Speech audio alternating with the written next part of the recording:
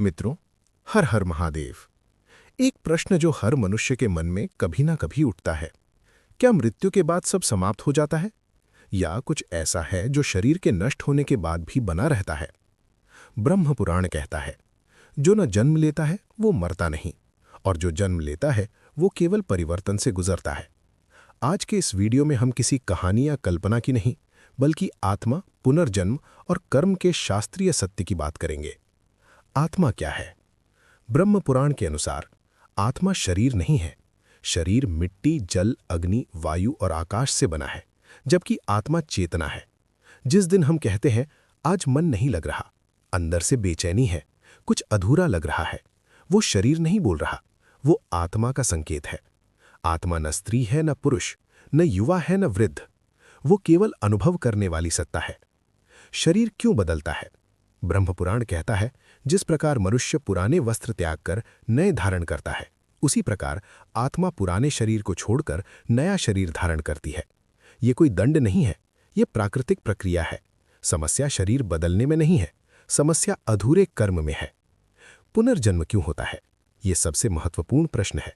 ब्रह्म पुराण स्पष्ट कहता है, अपूर्ण कर्म, अपूर्ण इच्छाएं और अपूर्ण कर्तव्य आत्मा को पुनः जन्म की ओर ले जाते हैं। जो सीख जीवन में पूरी नहीं हुई, जो जिम्मेदारी अधूरी रह गई, जो अहंकार, भय या आसक्ति छूट नहीं पाई, वो आत्मा के साथ चली जाती है।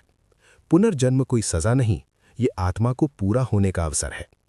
कर्म का अटल नियम। ब्रह्म पुराण में कर्म को ईश्वर का निर्णय नहीं, बल्कि प्राकृतिक न्याय कहा गया है। जैसे बीज बोया जाता है, वैसा ही फल आता है। कर्म 3 प्रकार के बताए गए हैं। संचित कर्म, जो जमा है, प्रारब्ध कर्म, जो इस जीवन में चल रहे हैं, क्रियमाण कर्म, जो अभी हम बना रहे हैं। आज आप जैसा सोच रहे हैं, जैसा बोल रहे हैं, जैसा व्यवहार कर रहे हैं, वही भविष्य का आधार बन रहा है। स्मृति क्यों नहीं जाती, संस्कार क्यों जाते हैं? अक्सर लोग पूछते हैं, अगर पुनर्जन्म है तो हमें पिछला जन्म याद क्यों नहीं?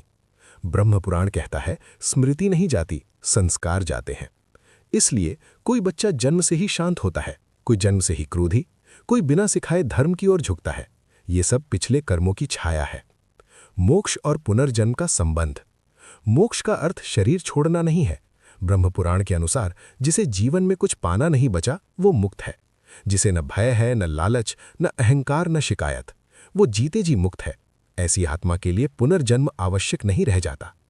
आज के मनुष्य के लिए संदेश। ब्रह्म पुराण हमें डराने नहीं आया, हमें जिम्मेदार बनाने आया है। ये नहीं कहता डरो वरना अगला जन्म बुरा होगा। ये कहता है आज सही जियो, ताकि अगला जन्म आवश्यक ही ना रहे। हर हर महादेव।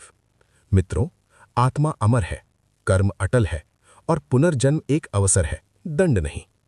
यदि ये ज्ञान आपके सोचने का तरीका बदल दे, तो समझिए ब्रह्म पुराण का उद्देश्य पूरा हुआ। और चैनल से जुड़े रहें। हर हर महादेव।